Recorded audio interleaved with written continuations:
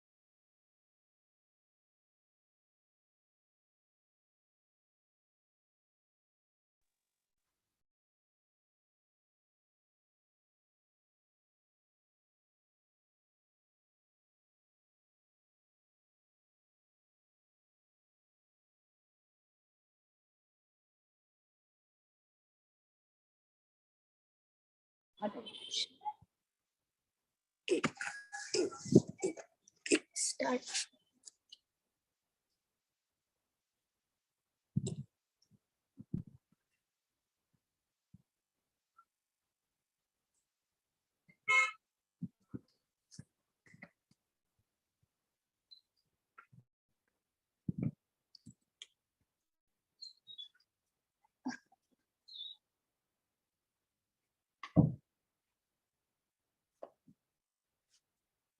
हरे कृष्णा। हरे Krishna everyone, आप सभी का स्वागत है भगवत गीता 18 बी कोर्स में। तो आज हम करेंगे भगवत गीता का चैप्टर नंबर 3, अध्याय 3, कर्म योग।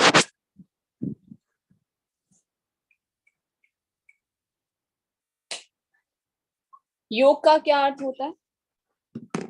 योग का अर्थ होता है भगवान के साथ कनेक्ट होना। और कर्म योग का क्या अर्थ होता है? कर्म के द्वारा हम भगवान से कैसे कनेक्ट हो सकते हैं। तो कर्म योग का अर्थ है कि हम किस प्रकार कर्म के द्वारा भगवान से कनेक्ट हो सकते हैं। योगा और एक्शन। कर्म योग का तात्पर्य इंद्रिय भोग से रहित होकर परमेश्वर को खुश करना और उनकी सेवा करना। कर्म योग का क्या अर्थ है? बिना किसी इंद्रिय तृप्ति की इच्छा के भगवान को प्रसन्न करने के लिए, उनकी सेवा करने के लिए हम जो भी कार्य करते हैं उसे कर्म योग कहा जाता है। कर्म 3 प्रकार के होते हैं। कौन कौन से कर्म होते हैं? अच्छे कर्म, बुरे कर्म और कृष्ण कर्म। अच्छे कर्म और बुरे कर्म के बारे में हम सभी को पता है। किसी के साथ अच्छा करना, किसी की भलाई करना, गरीबों को खाना खिलाना, स्कूल बनाना, अस्पताल खोलना, पेड़ पौधे लगाना, ये सब किस में आता है? अच्छे कर्म में आता है। और बुरे कर्म क्या होता है? चोरी करना, हत्या करना, किसी को दुख पहुंचाना। अच्छे कर्म करते हैं तो उसका अच्छा फल मिलता है, बुरे कर्म करते हैं तो उसका बुरा फल मिलता है। पर अच्छे और बुरे कर्म दोनों कर्म के बंधन में बांधते हैं। अब हम अच्छे कर्म करेंगे तो उसका क्या फल मिलेगा? या तो हमें इस लाइफ में मिलेगा या फिर नेक्स्ट लाइफ में मिलेगा। इस लाइफ में हमें सुख के रूप में मिलेगा। नेक्स्ट लाइफ में कैसे मिल सकता है? उच्च लोकों में जाने को मिल सकता है। पृथ्वी से ऊपर जो लोक हैं, उच्च लोक, स्वर्ग लोक में जाने को मिल सकता है। या फिर किसी अच्छे परिवार में जन्म होगा, धनी परिवार में जन्म होगा, सुंदरता मिलेगी, धन दानाडे होगा। तो अच्छे कर्मों का ये रिएक्शन होता है इस लाइफ में और नेक्स्ट लाइफ में। कर्म का बंधन रहता है। बुरे कर्मों का क्या रिएक्शन होता है? बुरे कर्म का रिएक्शन होता है इस लाइफ में हमें दुख के रूप में, समस्याओं के रूप में, और नेक्स्ट लाइफ में किसी गरीब परिवार में जन्म होना, शरीर में करूरता होना, अंग की विकलांगता होना, या फिर नीच लोकों में जाना, नीचे के लोकों में या फिर नर्क में जाना पड़ सकता है। तो अच्छे कर्म का एग्जाम्पल हम समझ सकते हैं एक बिजनेसमैन से। बिजनेसमैन क्या करता है? बिजनेस करता है, धन कमाता है, और फिर उस धन से इकट्ठा करके उस धन को छुट्टी मनाने के लिए चला जाता है। हॉलीडेज में जाते हैं ना, यूरोप टूर पे गए तो वहां जाता है, और फिर जैसे ही उसके पैसे खत्म हो जाते हैं, छुट्टी खत्म हो जाती है, तो वापस अपने काम पर आ जाते हैं। उसी प्रकार अच्छे कर्म का होता है कि जब हम अच्छे कर्म करते हैं उसका फल हम भुगतते हैं, उच्च लोकों में जाने को मिलता है। और जैसे ही उनका फल खत्म हो जाता है, 5 4 3 2 1 वापिस से इस धरती पर आना पड़ता है। बुरे कर्मों का फल का एग्जाम्पल हम कैसे ले सकते हैं? एक क्रिमिनल के रूप में।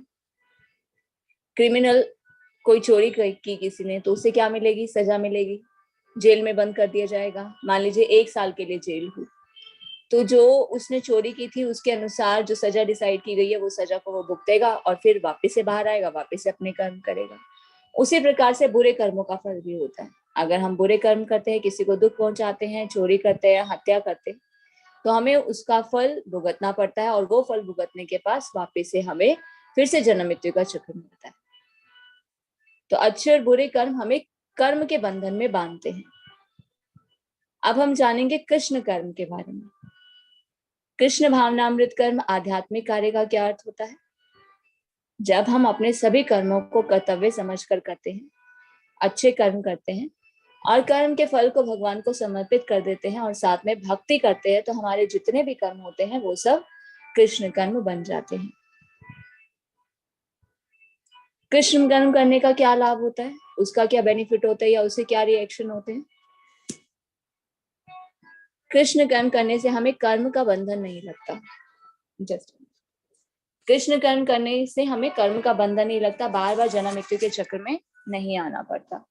तो कृष्ण कर्म करते हैं तो सीधा भगवान के धाम भगवत धाम जाने को मिलता है, जन्म मृत्यु का चक्र जो है वो टूट जाता है।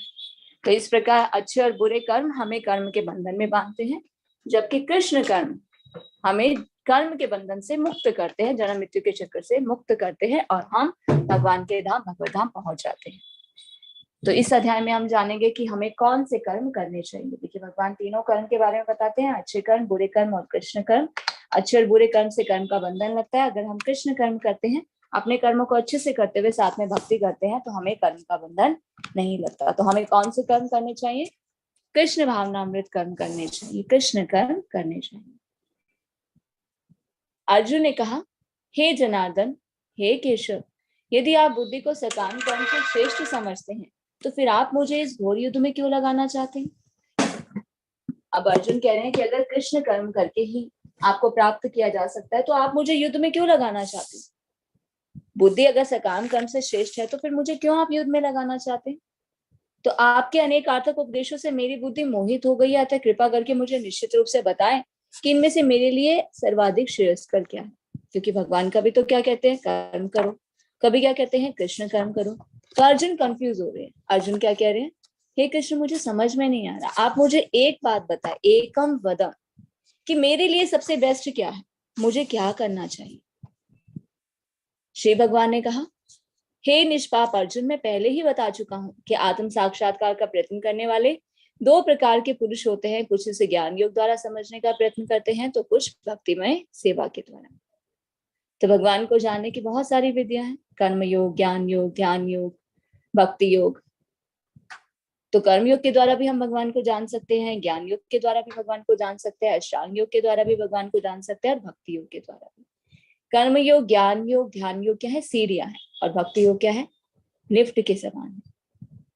जैसे 50 माले की बिल्डिंग होती है, अगर हमें उसे उसके टॉप फ्लोर पे पहुंचना है, तो हमारे पास दो ऑप्शन होती है, या तो हम सीढ़ियों से जाएं या फिर हम लिफ्ट से जाएं। सीढ़ियां क्या है, कर्म योग, ज्ञान योग और ध्यान योग। सीढ़ियों से जाएंगे तो क्या होगा, समय ज्यादा लगेगा, शक्ति भी ज्यादा लगेगी।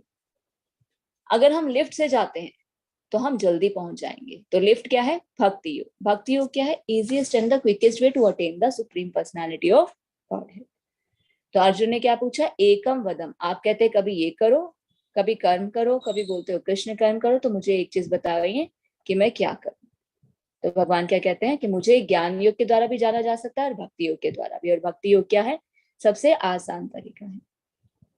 भौतिकतावादी मनुष्यों के हृदय को विमल करने के लिए जिन कर्मों का विधान किया गया है, उनके द्वारा शुद्ध हुआ मनुष्य ही संन्यास ग्रहण कर सकता है। शुद्धि के बिना संन्यास ग्रहण करने से सफलता नहीं मिल पाती। हृदय की शुद्धि के बिना संन्यास सामाजिक व्यवस्था में उत्पाद उत्पन्न करता है। दूसरी ओर यदि कोई नियत कर्मों को ना करके भी भगवान की दिव्य सेवा करता है, तो वह उस मार्ग में जो कुछ भी उन्नति करता है उसे भगवान स्वीकार कर लेते हैं। तो इसे क्या कहा जाता है, बुद्धि योग। तो भौतिकतावादी मनुष्य क्या करते हैं, हृदय को विमल करने के लिए कर्मों का विधान है। हमें अपने हृदय को शुद्ध करने के लिए क्या करना चाहिए, यज्ञ, दान और तपस्या। ब्रह्मचारियों के लिए यज्ञ अनिवार्य है, गृहस्थों के लिए दान देना अनिवार्य है, इससे हृदय की शुद्धि होती है।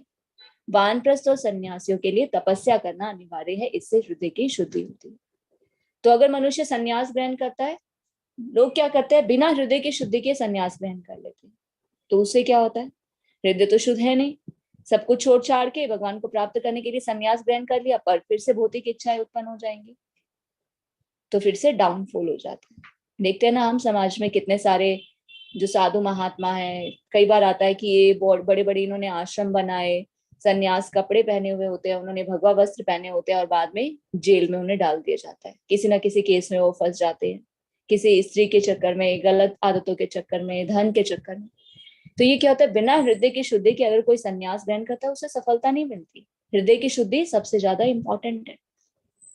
तो दूसरी ओर अगर कोई नियत कर्म ना करके भगवान की दिव्य सेवा करता है और उस मार्ग में अगर कोई उन्नति करता है, अगर आप सन्यास ले रहे हैं पर अपने जीवन का उद्देश्य भगवान की सेवा को बना रहे हैं, तो आप जो भी उन्नति करेंगे उसे भगवान स्वीकार करते हैं, उसे बुद्धि योग कृष्ण भावनामृत कहा जाता है।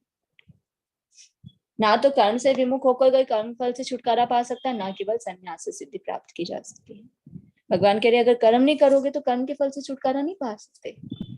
कर्म से भागना नहीं चाहिए, कर्म करना तुम्हारा कर्तव्य है, कर्म के फल को मुझे समर्पित करके साथ में भक्ति करो। ना केवल संन्यास से सिद्धि प्राप्त की जा सकती है, संन्यास से पहले हृदय की शुद्धि अनिवार्य है, और मनसा वाचा और कर्मणा तीनों से भगवान की सेवा करनी चाहिए, तभी संन्यास सिद्ध होता है। जो कर्मेंद्रियों को तो वश में करता है, किंतु जिसका मन इंद्रिय विषयों का चिंतन करता रहता है, वह निश्चित रूप से स्वयं को धोखा देता है और मिथ्याचारी कहलाता है। तो हम समाज में देखते बहुत सारे साधु क्या करते हैं, संन्यास तो ग्रहण करते हैं, संन्यास वस्त्र विधान कर ले, पर उनका मन किसमें होता है, इंद्रिय विषयों का चिंतन करता रहता है। जैसे आप स्क्रीन पर देख सकते हैं, ये साधु महात्मा ने क्या किया हुआ है, भगवा वस्त्र धारण कर रखे हैं, हाथ में कमंडल भी है, और हाथ में क्या है, एक हाथ में फोन, ठीक है फोन चली कोई बात नहीं, अभी तो कलयुग है। सिगरेट भी है, सिगरेट का क्या अर्थ है, इंद्रिय तृप्ति कर रहे हैं, तो इनका मन अभी भी कहाँ है, इंद्रिय विषयों का चिंतन कर रहा है।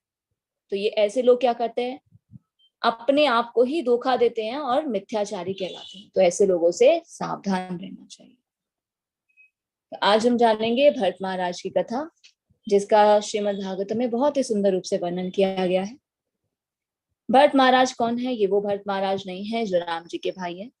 ये भरत महाराज ऋषभ देव के पुत्र थे। ऋषभ देव के 100 पुत्र थे, उनमें से एक थे भरत महाराज। पहले के समय में क्या होता था, भगवान को प्राप्त करने के लिए सब कुछ त्याग कर जंगल में जाकर तपस्या, यज्ञ, नियत कर्म के द्वारा भगवान को प्राप्त किया जाता। उसी प्रकार से भरत महाराज जो पूरे भारत के राजा थे, जिनके नाम पर इस देश का नाम भारतवर्ष पड़ा, उन्होंने अपने राज्य का त्याग किया, परिवार का त्याग किया, और भगवान को प्राप्त करने के लिए जंगल में चले गए। तो जंगल में कुटिया बनाकर रहने लगे और नदी के किनारे उस कुटिया में रहते थे। तो उनका नियत कर्म क्या होता था, सुबह उठना, स्नान करना, यज्ञ करना, नाम जप करना, तपस्या करना, ये नियत कर्म उनका होता था। तो जंगल में तो बहुत सारे जीव जंतु होते हैं, तो एक हिरनी जो थी उनके आसपास घूमती रहती थी जब वो यज्ञ कर रही। तो भरत महाराज उसे देखते थे। तो एक बार जब भरत महाराज यज्ञ कर रहे थे तो हिरनी बहुत तेजी से भागती हुई जा रही थी, और उसके पीछे एक शेर पड़ा था। उस शेर से बचने के लिए वो हिरनी इतनी तेजी से भाग रही थी कि नदी के एक किनारे से दूसरे किनारे उसने छलांग लगा दी। वो हिरनी प्रेग्नेंट थी, और शेर से बचने के लिए जैसे ही उसने एक नदी के किनारे से दूसरे किनारे छलांग लगाई, तो डर के मारे उसका बेबी वहीं डिलीवर हो गया। भरत महाराज ये सब दृश्य देख रहे थे। भरत महाराज ने देखा कि वो हिरनी तो मर गई है, और उसका बच्चा, अब उसे कौन संभालेगा। इतना नवजात शिशु, साधु का हृदय वैसे ही कोमल होता है, तो हृदय की कोमलता के कारण वो क्या करते हैं, हिरनी के बच्चे को उठाकर अपनी कुटिया में ले आते और उसका पालन पोषण करते हैं, देखभाल करते हैं, उसे स्नान कराना, खाना खिलाना, उसके साथ खेलना। तो धीरे धीरे क्या होता है, जो भरत महाराज पूर्ण रूप से भगवान की भक्ति में लगे होते हैं, तपस्या में, यज्ञ में, नाम जप में, उनका वो समय डाइवर्ट हो जाता है। थोड़ा सा समय वो हिरण के बच्चे की देखभाल में जाने लग जाते हैं। समय बीतता जाता है, तो धीरे धीरे क्या होता है, उनका यज्ञ भी कम हो जाता है, तपस्या भी कम हो जाती है, तो उनकी आसक्ति किसमें हो जाती है, हिरण में। तो वो हिरण की तरफ ज्यादा ध्यान देने लगते हैं और यज्ञ करना धीरे धीरे बंद कर देते हैं। भरत महाराज भगवान को प्राप्त करने के लिए सब कुछ छोड़ छाड़ के जंगल में आते हैं, और वहां पर एक हिरण में आसक्ति हो जाती है, और फिर सब कुछ जो भगवान को प्राप्त करने के लिए नियत कर्म करते हैं उन्हें भी त्याग देते हैं। ये इंद्रिय विषय, देखिए इंद्रियों का वेग कितना प्रबल। तो धीरे धीरे उनकी ऑस्टेरिटी सब बंद हो गई, तपस्या करना बंद हो गया, यज्ञ करना बंद हो गया, नाम जप करना बंद हो गया। वो पूर्ण रूप से अपना जो समय बिताते थे उस हिरनी के बच्चे के साथ बिताते थे। हिरनी का बच्चा भी बड़ा होता गया। अब अंत समय तो सभी का आता है, उसी प्रकार से भरत महाराज का भी आया। तो भरत महाराज की आसक्ति किसमें थी? हिरण में। तो मरते हुए भी उनको किसकी चिंता हो रही थी? हिरण की चिंता हो रही थी कि मैं मर जाऊंगा तो इसका ध्यान कौन रखेगा। अंत समय तक भगवान को याद करने के लिए सब कुछ छोड़ छाड़ के आते हैं, भगवान का स्मरण करने का प्रयास करते हैं, पर हिरण में आसक्ति हो जाती है तो भगवान को तो बिल्कुल ही भूल जाते हैं, सिर्फ हिरण के बारे में सोचते हैं। और यही सोचते सोचते उनके प्राण त्याग देते हैं। तो उनका लास्ट में क्या स्वभाव था? मृत्यु के समय वो किसको याद कर रहे थे? हिरण को। तो उन्हें बॉडी किसकी मिली नेक्स्ट लाइफ में? हिरण की। कहते हैं जो जिस भाव का स्मरण करता है उसे वही शरीर प्राप्त होता है। इसीलिए कहते हैं कि अटैचमेंट्स नहीं होनी चाहिए। तभी तो भगवान ने 4 आश्रम बनाए, ब्रह्मचर्य, गृहस्थ, वानप्रस्थ और संन्यास। ये शुरू से सभी सिस्टम फॉलो किए जाते थे। 25 वर्ष तक ब्रह्मचार्य व्रत का पालन किया जाता था, शास्त्रों का ज्ञान प्राप्त किया जाता था। फिर उसके बाद 25 वर्ष के बाद गृहस्थ आश्रम में प्रवेश की आज्ञा दी जाती थी। 50 वर्ष तक गृहस्थ आश्रम का पालन करे, विवाह करे, बच्चे उत्पन्न करे, बच्चों का पालन पोषण करे, उन्हें स्टैंड करे। 50 वर्ष की आयु में जब बच्चे बड़े हो जाएं, उनको सभी जिम्मेदारियां देकर उन्हें अच्छे से सेटअप करके आप भगवान की सेवा में लग जाए, उसे कहते हैं वानप्रस्थ। 25 वर्ष का और होता है वानप्रस्थ, 75 के एज तक वानप्रस्थ आश्रम गया। फिर उसके बाद आया संन्यास। संन्यास आश्रम का क्या अर्थ होता है? 75 की उम्र में सब कुछ छोड़ देना चाहिए, घर परिवार सब आसक्ति, और पूर्ण रूप से भगवान की भक्ति के लिए एकांत स्थान में चले जाना चाहिए या किसी तीर्थ स्थान में चले जाना चाहिए, ताकि अंत समय में हम भगवान का स्मरण कर सके और भगवान के धाम जा सके। पर भरत महाराज को अंत समय में किसका स्मरण हुआ? हिरण का। तो बॉडी किसकी प्राप्त हुई? हिरण की। पर जो हम भक्ति करते हैं वो वेस्ट नहीं जाती। मान लीजिए 50% भक्ति की, तो नेक्स्ट हमें जब लाइफ मिलेगी, हो सकता है नेक्स्ट लाइफ या उससे नेक्स्ट लाइफ या उससे नेक्स्ट लाइफ या 10 साल 10 लाइफ के बाद, तो जितनी हमने भक्ति की थी उससे आगे हमें पूरी करने का मौका मिलता है। अब जैसे भरत महाराज ने जितनी भक्ति की, नेक्स्ट लाइफ उन्हें मिली हिरण की, क्योंकि वो हिरण को याद करे थे, हिरण की बॉडी मिली। हिरण के शरीर का भोग करने के बाद फिर से उन्हें जो जन्म मिला, वो कौन से शरीर में मिला? मनुष्य के शरीर में मिला, क्योंकि उन्होंने जो भक्ति की हुई थी वो अधूरी रह गई थी, उसे पूरा करने का मौका मिला। तो जड़ भरत के रूप में उनका फिर से जन्म हुआ, साधु परिवारों के बीच में जन्म हुआ। तो शुरू से ही भगवान के बारे में जानने को मिला और भक्ति करते हुए अपने जीवन के अर्थ को उन्होंने पूर्ण किया। श्री विष्णु के लिए यज्ञ रूप में कर्म करना चाहिए, अन्यथा कर्म के द्वारा इस भौतिक जगत में बंधन उत्पन्न होता है। अतः हे कुंती पुत्र, उनकी प्रसन्नता के लिए अपने नियत कर्म करो, इस तरह से तुम बंधन से सदा मुक्त होगे। तो भगवान क्या कह रहे हैं? कौन से कर्म हमें करने चाहिए? श्री विष्णु के लिए यज्ञ के रूप में कर्म करना चाहिए, भगवान को प्रसन्न करने के लिए कार्य करने चाहिए। अगर हम भगवान को प्रसन्न नहीं करते तो इस भौतिक जगत में हम जो भी कर्म करते हैं उससे कर्म का बंधन होता है। हे कुंती पुत्र, उनकी प्रसन्नता के लिए अपने नियत कर्म करो, इस तरह से तुम बंधन से मुक्त होगे। तो भगवान हमें क्या निर्देश दे रहे हैं? भगवान ये नहीं कह रहे कि कर्म करना बंद कर दे, गृहस्थ आश्रम में है, पत्नी की देखभाल ना करे, पति की देखभाल ना करे, बच्चों की देखभाल ना करे, सिर्फ भक्ति करे। नहीं, भगवान ऐसा नहीं कह रहे। भगवान कह रहे अपने नियत कर्म करो, कर्म के फल को मुझे समर्पित करके साथ में भक्ति करो। हमें छोड़ना कुछ नहीं है, सिर्फ कृष्ण को जीवन में जोड़ देना है। तो इस प्रकार अगर हम कृष्ण को जीवन में जोड़ देते हैं, थोड़ा सा भगवान को याद करते हैं, भगवान को नमस्कार करें, भगवान की पूजा करें, उन्हें कुछ भोग ऑफर करें, श्रवण और कीर्तन करें, तो इस प्रकार हम जितने भी अगर अपने कर्म करते हैं तो वो सभी कर्म कृष्ण कर्म बन जाते हैं। हमें कर्म का बंधन नहीं लगता, जन्म मृत्यु के चक्र से निकलकर भगवत धाम वापस पहुंच जाते हैं। तात्पर्य, अतः भगवान विष्णु की प्रसन्नता के लिए कर्म करना चाहिए। इस जगत में किया जाने वाला अन्य कोई कर्म बंधन का कारण होगा, क्योंकि अच्छे और बुरे कर्मों के फल होते हैं। कोई भी फल जो है कर्म बंधन को, कर्म करने वाले को बांध लेता है। अतः कृष्ण को प्रसन्न करने के लिए कृष्ण भावना भावित होना होगा, और जब कोई ऐसा कर्म करता है तो वह मुक्त दशा को प्राप्त करता है। यही महान कर्म कौशल है, और प्रारंभ में इस विधि में अत्यंत कुशल मार्गदर्शन की आवश्यकता होती है। तो हमें क्या करना है? इच्छा, प्रयास और अभ्यास, practice makes a man perfect. कुछ लोगों के मन में प्रश्न होते हैं ना कि कर्म को लेके हमें कंफ्यूजन रहते हैं कि हमें कैसे कर्म करने चाहिए। तो भगवान क्या कह रहे हैं? जिस भी कर्म बंधन में हो, गृहस्थ हो, व्यापारी हो, नौकरी करते हो, स्टूडेंट हो, अपने कर्मों को कर्तव्य समझकर अच्छे से करो। कर्म के फल को मुझे समर्पित करते हुए साथ में भक्ति करें। अन्नात् भवन्ति भूतानि, सारे प्राणी अन्न पर आश्रित हैं। जो वर्षा से उत्पन्न होती है, वर्षा यज्ञ संपन्न करने से होती है और यज्ञ नियत कर्म करने से उत्पन्न होता है। हम सब किस पर आश्रित हैं? सभी प्राणी अन्न पर। अन्न कैसे पैदा होता है? जब वर्षा होती है। अगर वर्षा कैसे होगी? यज्ञ संपन्न करने से। यज्ञ कैसे होते हैं? जब हम अपने नियत कर्म करते हैं। तो इसे हम इस चार्ट से देख सकते हैं। प्राणी अन्न पर आश्रित है, अन्न वर्षा से उत्पन्न होती है, वर्षा से उत्पन्न होता है, वर्षा यज्ञ करने से होती है, यज्ञ नियत कर्म करने से होते हैं। नियत कर्मों का विधान किसमें बताया गया है? कैसे पता चलेगा हमें कौन से कर्म करने हैं? वेदों में, शास्त्रों में। वेद और शास्त्र कहाँ से प्रकट हुए? भगवान ने वेद शास्त्रों का ज्ञान ब्रह्मा जी के हृदय में प्रकट किया और ब्रह्मा जी द्वारा इस धरती पर उतरा।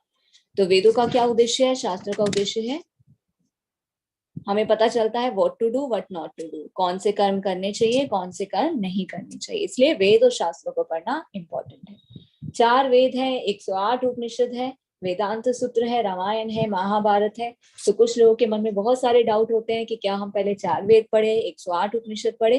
तो देखिए, वेद उपनिषद में तर्क वितर्क के साथ व्याख्या की गई है, जिसे खुद समझना थोड़ा सा मुश्किल है, कंफ्यूजन हो जाता है। तो हमें ये किसी के मार्गदर्शन में पढ़ना चाहिए, उनसे ये ज्ञान प्राप्त करना चाहिए जिन्होंने ऑलरेडी इस ज्ञान को अपने गुरु से लिया है। पारंपरिक तरीके से, प्रामाणिक तरीके से गुरु शिष्य परंपरा प्रणाली द्वारा जिन्होंने ये ज्ञान दिया है, उनके द्वारा ये ज्ञान को प्राप्त करना चाहिए। पर इतना समय भी किसी के पास नहीं है, ऐसे गुरु मिलने में उपलब्ध नहीं है।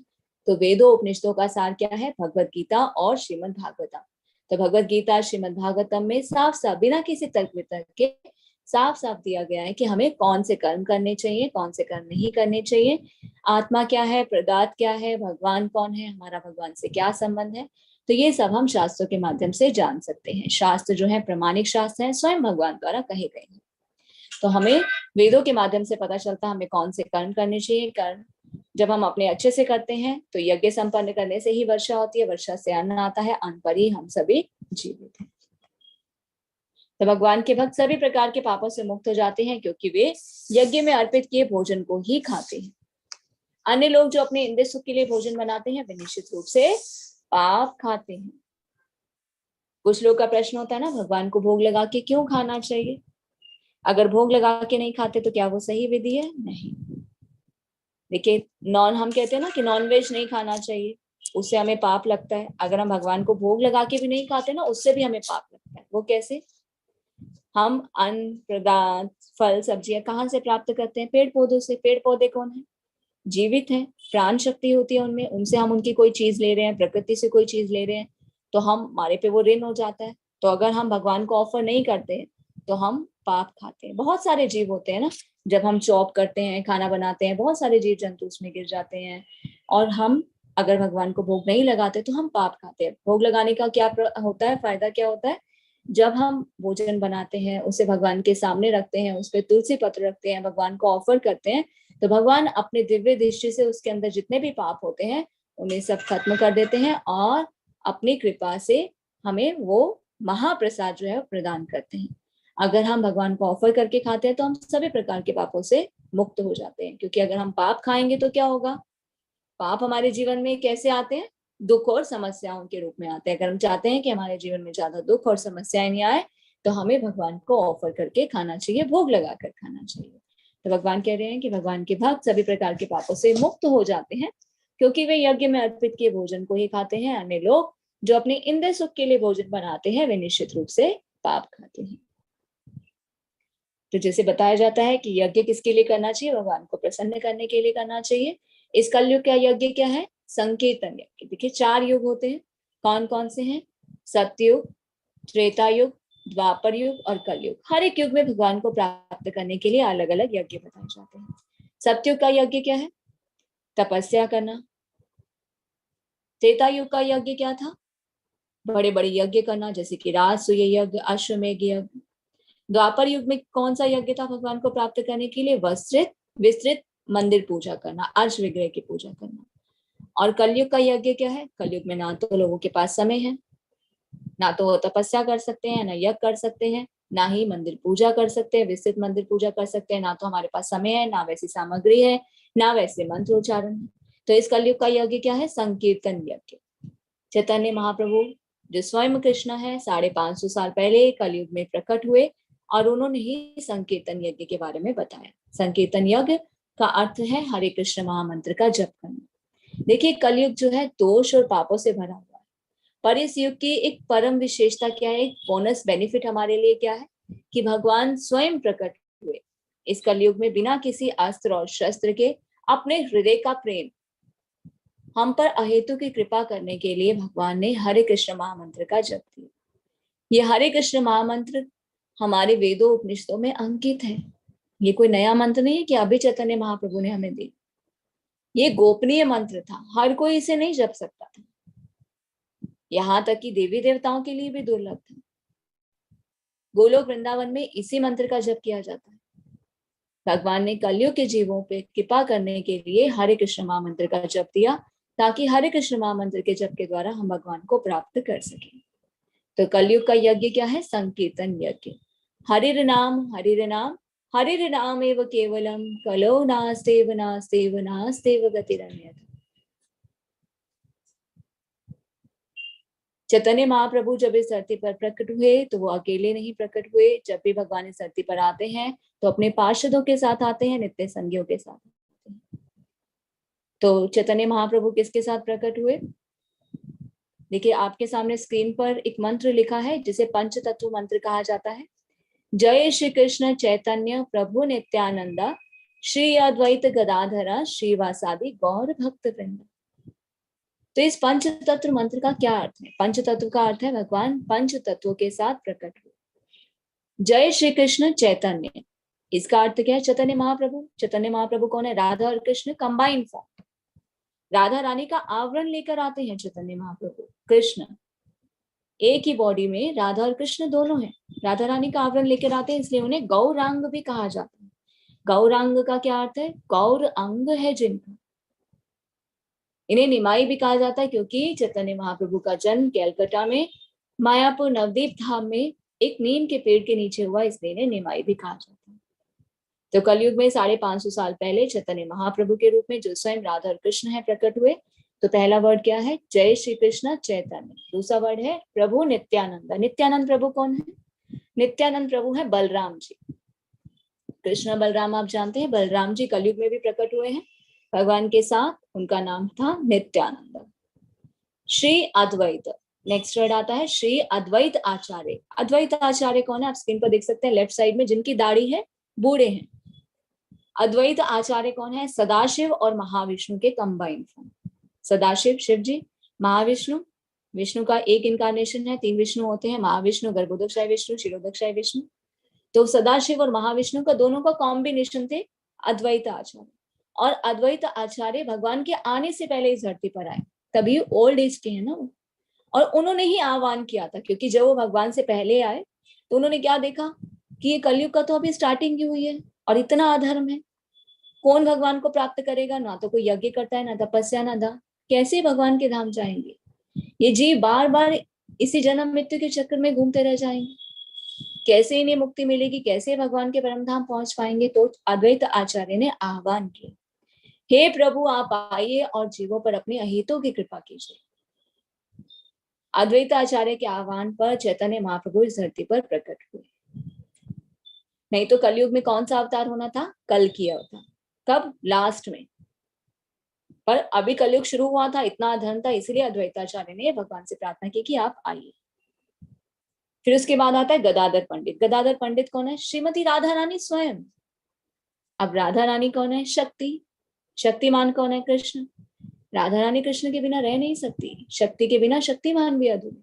तो राधा रानी बोली आप जा रहे हैं प्रभु अपनी लीलाएं करने के लिए, तो मैं भी आपकी लीलाओं में आना चाहती हूँ।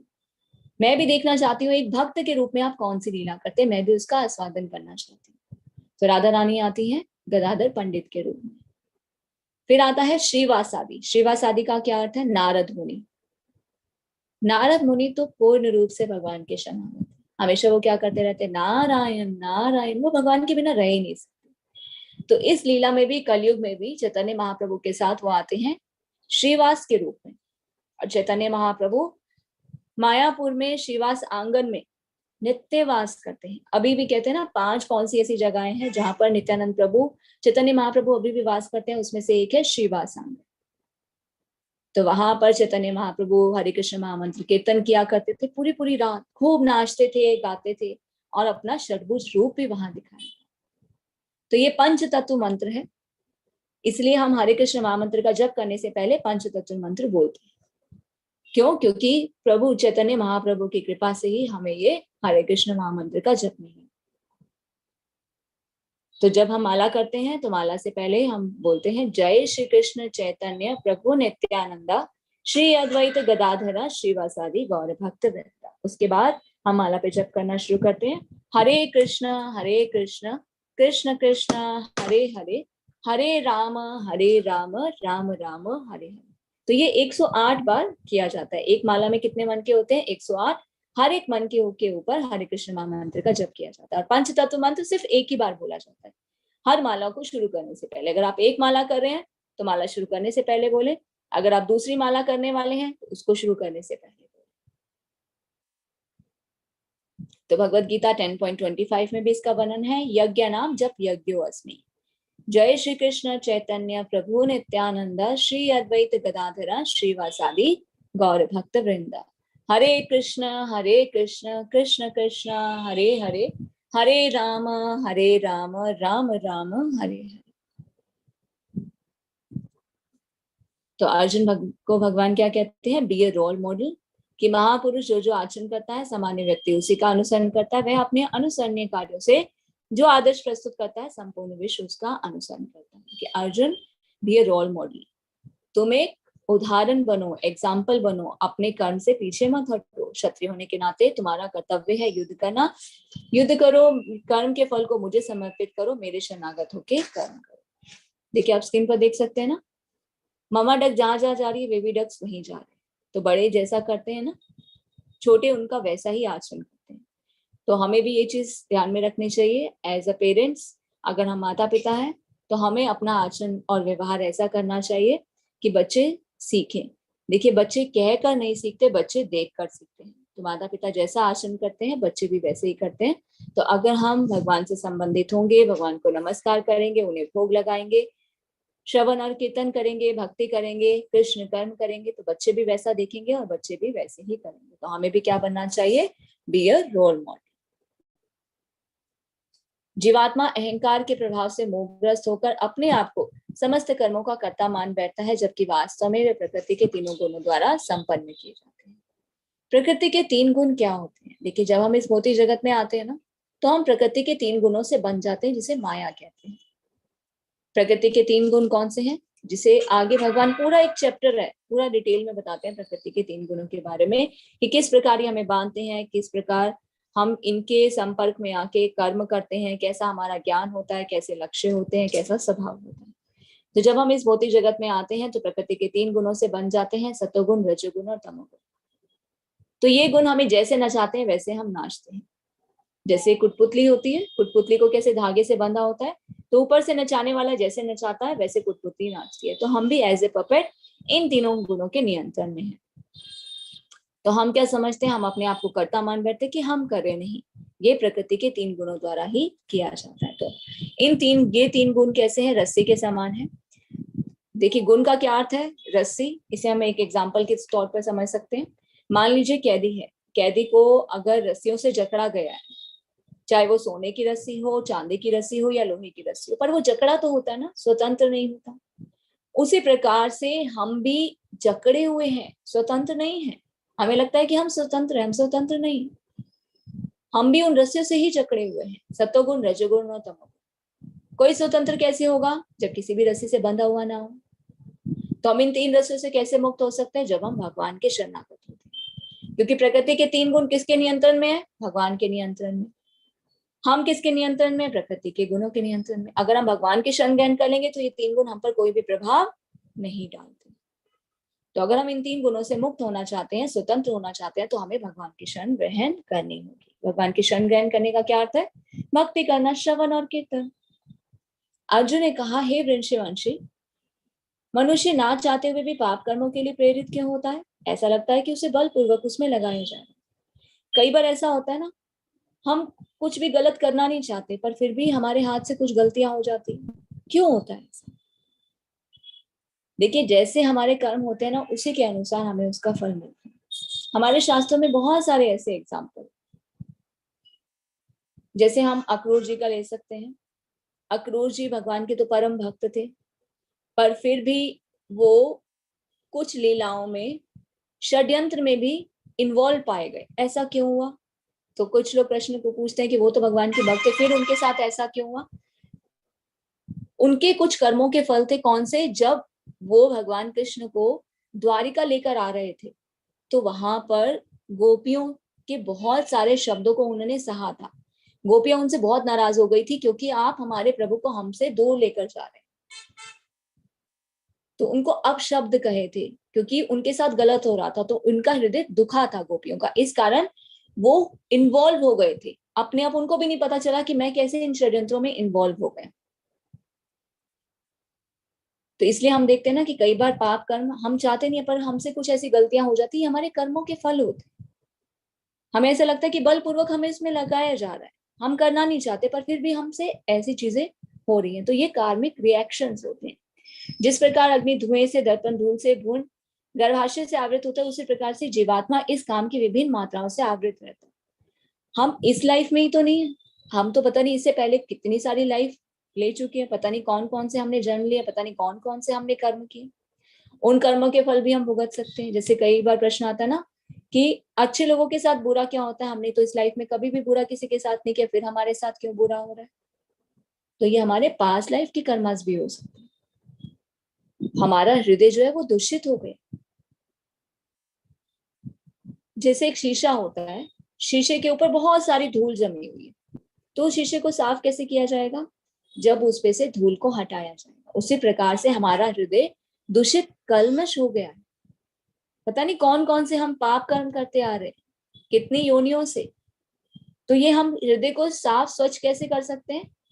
शीशे को साफ कैसे करेंगे? धूल को हटाना पड़ेगा। हृदय की कलमश को कैसे साफ करेंगे? जब हम भगवान के शरणागत होंगे, भक्ति करेंगे, तो धीरे धीरे क्या होगी? ये धूल हटती जाएगी। और जब हम भक्ति करते हैं, तो हमारे जितने भी पाप कर्मों के फल होते हैं, सब नष्ट हो जाते हैं। भगवान स्वयं भगवत गीता में बताते हैं, कल के अध्याय में हम जानेंगे कि जिस प्रकार प्रज्वलित अग्नि में ईंधन डालने से ईंधन जलकर भस्म हो जाता है, उसी प्रकार अगर कोई मेरे शरणागत होता है, मेरी भक्ति करता है, तो उसके जाने अनजाने में किए हुए जितने भी पाप कर्म होते हैं, वो सब जलकर नष्ट हो जाते हैं। हमें नहीं पता ना हमने पास्ट लाइफ में क्या कर्मस किए थे, हमें वो दुख के रूप में, समस्याओं के रूप में मिल रहे हैं, तो हम उनसे कैसे मुक्त हो? एक ही रास्ता, भगवान की शरण ग्रहण करना। भगवान के अलावा हमारी और कोई रक्षा नहीं कर सकता। ना ही पाप कर्मों से मुक्ति में, ना ही जन्म मृत्यु के चक्र की मुक्ति है, ना ही समस्याओं की मुक्ति से। One and only one solution किसके पास है? से भगवान की शरण ग्रहण करने से। इंद्रिया, मन तथा बुद्धि इस काम के निवास स्थान है। इनके द्वारा यह काम जीवात्मा के वास्तविक ज्ञान को ढककर उसे मोहित कर देता है। तात्पर्य, भगवान कृष्ण उन स्थानों का संकेत कर रहे हैं जिससे शत्रु को जीतने वाला यह जान ले कि शत्रु कहाँ पर है। मन समस्त इंद्रियों के कार्यकलापों का केंद्र बिंदु है। अतः जब हम इंद्रिय विषयों के संबंध में सुनते हैं, तो मन इंद्रिय तृप्ति के समस्त भावों का आगार बन जाता है। इस तरह से मन तथा इंद्रिया काम की शरण स्थली बन जाती है, और इसके बाद बुद्धि ऐसी कामपूर्ण रुचियों की राजधानी बन जाती है। बुद्धि आत्मा के निकट पड़ोसन है, और काम में बुद्धि से आत्मा प्रभावित होती है, जिससे उसमें अहंकार उत्पन्न होता है, और वह प्रदात से तथा इस प्रकार मन और इंद्रियों से अपना तादात्म्य कर लेता है। आत्मा को भौतिक इंद्रियों का भोग करने की लत पड़ जाती है, जिससे वह वास्तविक सुख मान बैठता है। तो इसको समझने के लिए पहले हम ये पिक्चर देखेंगे, और इसके थ्रू हम जानेंगे हमारे शरीर की तुलना इससे की जाती है जीवन रूपी रथ, एक रथ से कंपेयर किया जाता है एग्जाम्पल के तौर पे। हम कौन है? हम शरीर नहीं है, हम आत्मा है। ये शरीर क्या? एक रथ के समान है। आत्मा क्या है? पैसेंजर। उसे कहाँ जाना है? अपने डेस्टिनेशन पे जाना है। आत्मा का गंतव्य क्या? Go back to Krishna, go back to God है। हमें ये शरीर मिला है। कोई अपने डेस्टिनेशन पे कैसे पहुंचता है? रथ के माध्यम से पहुंचता है। हम भी इस शरीर से पहुंच सकते हैं।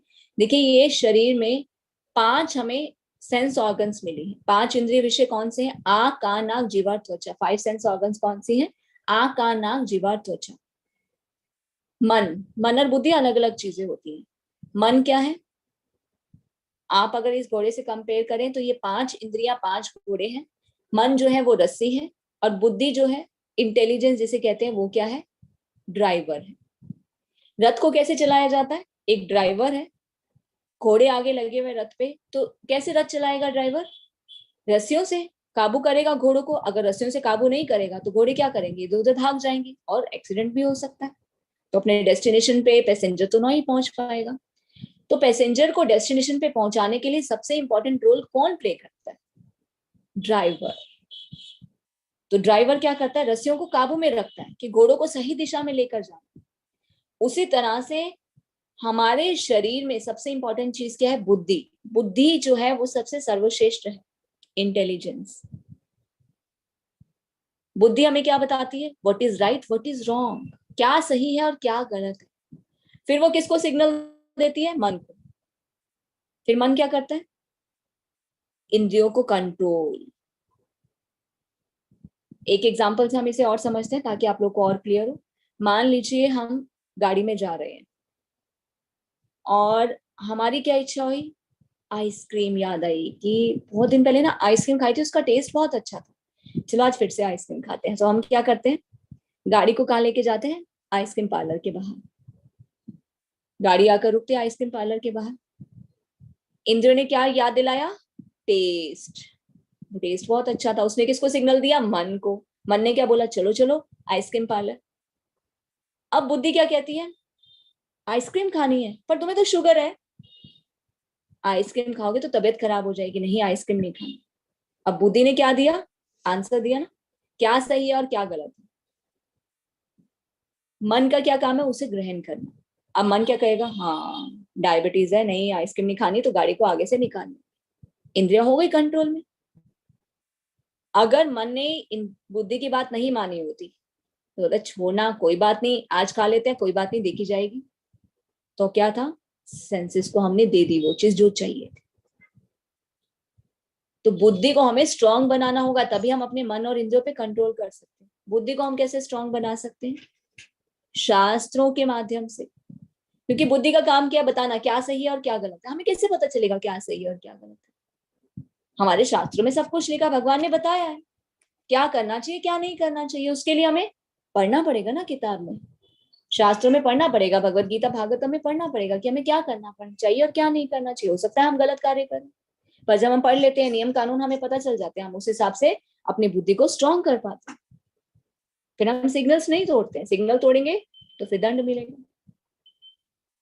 तो बुद्धि अगर स्ट्रांग होगी तो मन और इंद्रियों पे कंट्रोल कर सकती है। तो बुद्धि स्ट्रांग होगी तो क्या होगी? सही दिशा में जाएगी, तभी हम अपने डेस्टिनेशन पे पहुंच पाएंगे। तो हमें अपनी बुद्धि को स्ट्रांग करना है। बुद्धि को स्ट्रांग हम सिर्फ श्रवण के द्वारा ही कर सकते हैं, शास्त्रों के माध्यम से। बहुत सारी किताबें हैं ज्ञान प्राप्त करने के लिए। यूट्यूब है, गूगल है, समाचार पत्र हैं, बहुत सारी किताबें हैं। पर हमें कौन सा ज्ञान प्राप्त करना है? प्रामाणिक और सही ज्ञान प्राप्त करना है। प्रामाणिक ज्ञान का अर्थ क्या है? जो स्वयं भगवान द्वारा बताया गया वो प्रामाणिक ज्ञान। भगवत गीता स्वयं भगवान द्वारा कही गई, श्रीमद् भागवतम स्वयं भगवान द्वारा कही गई। तो ये ज्ञान हमें प्राप्त करना चाहिए, बजाय यूट्यूब गूगल से लेने की या टीवी से लेने की। तो उससे हमारी बुद्धि क्या होगी? स्ट्रांग होगी। तो फिर वो सही दिशा में हमें लेकर जाएगी, तभी हम अपने डेस्टिनेशन पे पहुंच पाएंगे। इसलिए हे भरतवंशियों में श्रेष्ठ अर्जुन, प्रारंभ में ही इंद्रियों को वश में करके इस पाप का महान प्रतीक काम का दमन करो। ज्ञान तथा आत्म साक्षात्कार के इस विनाशकर्ता का वध करो। तो हम कैसे कंट्रोल कर सकते हैं मन, इंद्रियों और काम पर? कैसे आत्म साक्षात्कार को प्राप्त कर सकते हैं? सिर्फ अपनी बुद्धि को स्ट्रांग करके, श्रवण करके, शास्त्रों का अध्ययन करके। तो इस प्रकार हे महाबाहु अर्जुन, अपने आप को भौतिक इंद्रियों, मन तथा बुद्धि से परे जानकर मन को सावधान आध्यात्मिक बुद्धि कृष्ण भावनामृत में स्थिर करके आध्यात्मिक शक्ति द्वारा इस काम रूपी दुर्जय शत्रु को जीतो। श्रील प्रभुपाद के कुछ शब्द हैं। भगवद गीता का यह तृतीय अध्याय निष्कर्षता मनुष्य को निर्देश देता है कि वह निर्विशेष शून्यवाद को चरम लक्ष्य ना मानकर अपने आप को भगवान शाश्वत सेवक समझते हुए कृष्ण भावनामृत में प्रवृत्त हो। भौतिक जीवन में मनुष्य काम और प्रकृति पर प्रभुत्व पाने की इच्छा से प्रभावित होता है। प्रभुत्व तथा इंद्रिय तृप्ति की इच्छाएं बद्ध जीव की परम शत्रु है, किंतु कृष्ण भावनामृत की शक्ति से मनुष्य इंद्रियों, मन और बुद्धि पर नियंत्रण रख सकता है। कहते ना, मन कंट्रोल में नहीं है, इंद्रिय कंट्रोल में नहीं है, बुद्धि कंट्रोल में नहीं है, उनको कैसे कंट्रोल में करे? कृष्ण भावनामृत की शक्ति से। कृष्ण भावनामृत की शक्ति का क्या अर्थ है? भगवान के साथ संबंध को जोड़ना। वो हम कैसे जोड़ सकते हैं? सिर्फ शास्त्र के माध्यम से। जैसा शास्त्र में बताया गया भगवान द्वारा प्रामाणिक रूप से उसे ग्रहण करें और उसे अपने जीवन पर लागू करें। इसके लिए मनुष्य को सहसा अपने नियत कर्मों को बंद करने की आवश्यकता नहीं है। ऐसा नहीं कि हम अपने जो भी कर्म करें सब बंद कर दें, नहीं। धीरे धीरे कृष्ण भावनामृत विकसित करें, पहले ज्ञान प्राप्त करें, शास्त्रों को पढ़े, समझे, मनन करें, फिर उसको जीवन पे लागू करें। ऐसा नहीं कि अभी जो करें बिल्कुल बंद कर दे, नहीं, ये कर्म भी नहीं करेंगे, वो भी नहीं करेंगे, नहीं। छोड़ना कुछ नहीं है, सिर्फ जीवन में कृष्ण को जोड़ देना। इतनी किताबें हमने पढ़ी, स्कूल गए, कॉलेज गए, पर वो अधूरा ज्ञान है। संपूर्ण ज्ञान कैसे होगा? जब हम शास्त्र पढ़ेंगे। तो लाइफ में सभी को भगवत गीता और श्रीमद् भागवतम जरूर पढ़नी चाहिए। जो ये दो चीजें पढ़ लेता है उसके मन में कोई संशय, कोई डाउट नहीं रह जाएगा। वो आत्म साक्षात्कार को प्राप्त करेगा और जीवन के अर्थ को समझ पाएगा। उसकी ये लाइफ भी सक्सेसफुल होगी और आगे आने वाली लाइफ भी सक्सेसफुल होगी। जन्म मृत्यु के चक्र में आना ही नहीं होगा, सीधा भगवान के धाम, परम धाम पहुंच जाएगा। तो यही इस अध्याय का सारांश है। सांसारिक जीवन की अपरिपक्व अवस्था में दार्शनिक चिंतन तथा योगिक आसनों के अभ्यास से इंद्रियों को वश में करने के कृत्रिम प्रयासों से आध्यात्मिक जीवन प्राप्त करने में सहायता नहीं मिलती। इस भौतिक जगत में योग का क्या अर्थ होता है? योग से क्या हम भगवान को प्राप्त कर सकते हैं? नहीं, वो तो कुछ क्रियाएं हैं। अभ्यास करना, इंद्रियों को कंट्रोल करने का अभ्यास करना, शरीर को स्वस्थ करना, ये तो कृत्रिम प्रयास है। पर इससे हम स्पिरिचुअल एडवांसमेंट हमारी नहीं होती। आध्यात्मिक जीवन में हम प्रगति नहीं कर पाते। आध्यात्मिक जीवन में प्रगति सिर्फ भक्ति के द्वारा ही होती है, श्रवण और कीर्तन के द्वारा ही हो पाती है। तो योग भी करें, शास्त्रों को भी पढ़ें, तो उसे श्रेष्ठ बुद्धि द्वारा कृष्ण भावनामृत में प्रशिक्षित होनी चाहिए। तो बुद्धि कैसे प्रशिक्षित होगी? जब हम शास्त्रों को पढ़ेंगे। तो धीरे धीरे, शनै शनै जीवन में कृष्ण को जोड़ते जाएं, ज्ञान प्राप्त करते जाएं। किसी के कहने पे ना आए, हमारे भी कहने पे ना आए। शास्त्रों को पढ़े, फिर प्रत्यक्ष को प्रमाण की आवश्यकता नहीं है, क्योंकि आप हजारों लोगों से मिलेंगे, हजार लोग अपने अपने धर्म की बात करेंगे, वो जिसे मानते हैं उनके लिए कहेंगे, वो जिनको जो सही लगता है वो उसके लिए आपको प्रेरित करेंगे, फिर आप भ्रमित हो जाएंगे। पर हमें संपूर्ण प्रामाणिक ज्ञान चाहिए। प्रामाणिक ज्ञान शास्त्रों से ही प्राप्त किया जा सकता है। सुनना चाहिए, पर शास्त्रों को भी पढ़ना चाहिए, फिर क्रॉस चेक करना चाहिए कि जो वो बोल रहे हैं क्या वैसा शास्त्रों में लिखा है। हाँ तो ठीक है, उसे ही सुनिए और शास्त्रों को पढ़िए। तो हमारी भगवत गीता 18 डे कोर्स का यही उद्देश्य है कि हम आप सबको भगवत गीता के गहन अध्ययन के लिए तैयार करें, कि आप स्वयं भगवत गीता को पढ़ें और आपके जितने भी डाउट्स हैं स्वयं पढ़ने के बाद फिर प्रत्यक्ष को प्रमाण की आवश्यकता नहीं होगी। आपके सभी संशय जो है वो दूर हो जाएंगे और आप सही दिशा में अग्रसर हो पाएंगे, आध्यात्मिक उन्नति भी कर पाएंगे और भौतिक जीवन को भी बहुत अच्छे से चला पाएंगे और अपने इस जीवन के अर्थ को पूर्ण करके मानव योनि को सिद्ध करके भगवान के धाम, परम धाम पहुंच पाएंगे। हरे कृष्णा। तो इस प्रकार भगवत गीता के तीसरे अध्याय कर्म योग का भक्ति वेदांत तात्पर्य पूर्ण हुआ। हरे कृष्ण।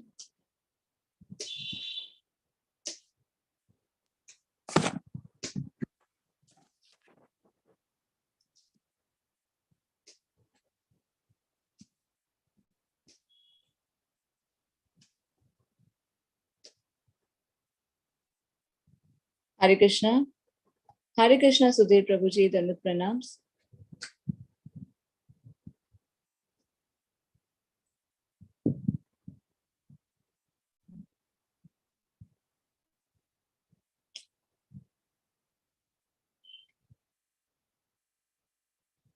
हरे कृष्णा सुधीर प्रभु जी, अनम्यूट कीजिए प्रभु जी।